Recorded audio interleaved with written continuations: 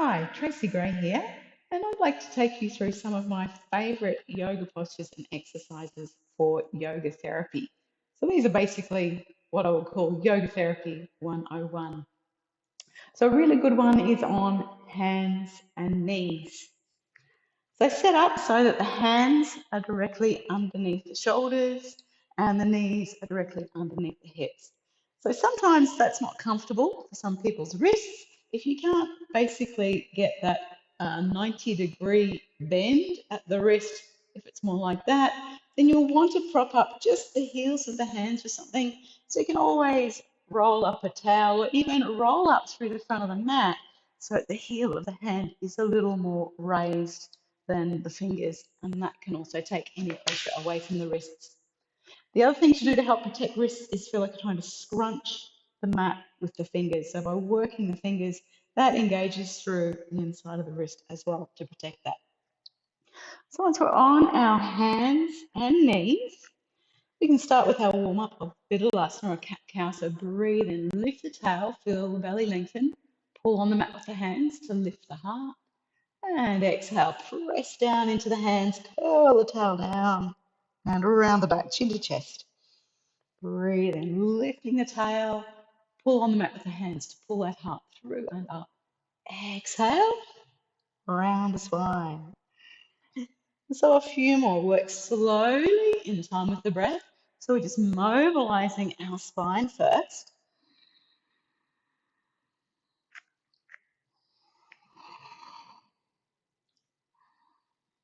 And then exhale into your angry cat position. Take a breath in here and feel the back spread. And as you exhale, bring your knee towards your nose. Breathe in, take your leg back behind you. Be aware that you don't let the belly sag or lift the leg too high because that will weaken through the core. So you're going to keep lifting that belly away from the floor the whole time. So exhale, knee to nose. Inhale, leg straight back. So you might be able to lift the head to look forward, but if you find that makes you drop through the belly, so if you're lifting the leg and looking forward by lifting the head and the belly drops, then best not to do that. Just stay looking down at the mat and keep lifting the belly away from the floor. And then to go a little further from that, firstly see if you can reach the opposite arm out and just hold for a few breaths. Make sure there's no collapsing through that shoulder. So we're pressing down, in this case through my left hand, lifting the heart up away from the floor and holding and checking there's no sagging or no overarching of the back going on. Lower ribs lift up away from the floor. Hand down, and you can curl that knee in, knee to the floor. I like to reset here just with a couple of cat-cows, just to get that spine to move. And then exhale into angry cat again.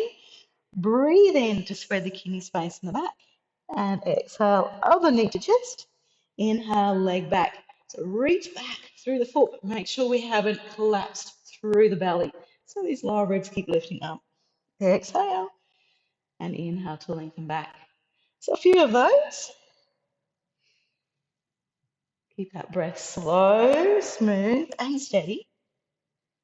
And then reach out through the opposite arm. Press down through, in this case, the right hand, lifting the chest up away from the floor. Stay nice and strong, but check the breath is smooth and steady.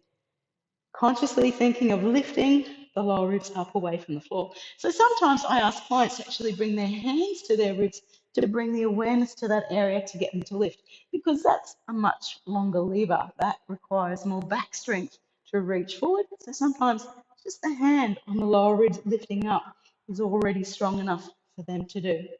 Hand down, curl it in, knee to the floor, and you can rest in child's pose. Another one I like to do to release is to actually circle around with the hips. So those hips are circling from side to side, and make sure you change the direction of the circle.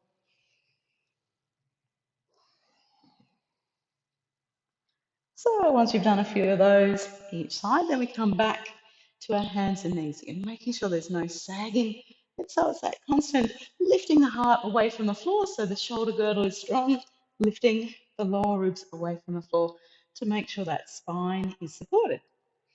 So we can start with a couple of cat-cows, breathing in to lift the tail, lift the chest. Exhale, curl the tail under, lift the belly away from the floor, chin to chest. Breathe in into that happy cat. Exhale into the angry cat. Take a breath in as you hold that position. And exhale, knee to nose. Inhale, take the leg back. So progressing on a little further, again, check that you're lifting the lower ribs away from the floor and reach the arm out in front. So again, making sure that we're not sagging. This time we're going to be moving as well. So as you exhale, curl elbow to knee, and inhale, reach it out, lengthen. Exhale, curl elbow to knee. Inhale, reach it out. So work slowly in time with your breath.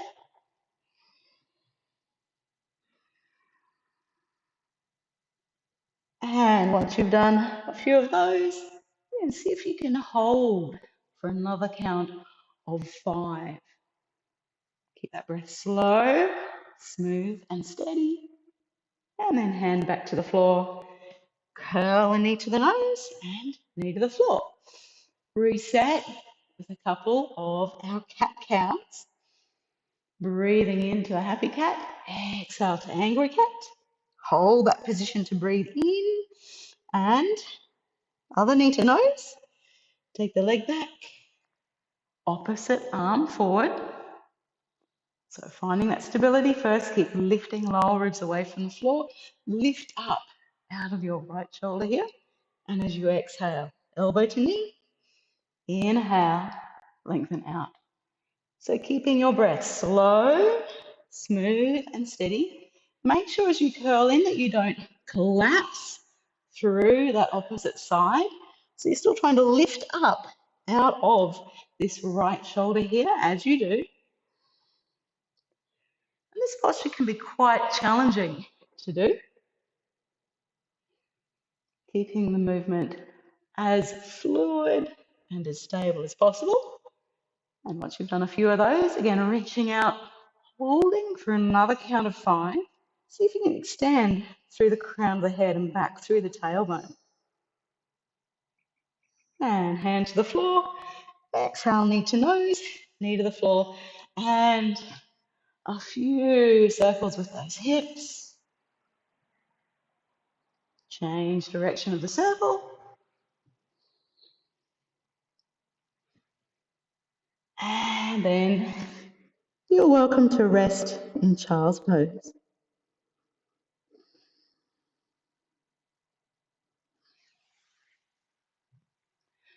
So give that one a go. Let me know how you go. Post any questions if you've got them.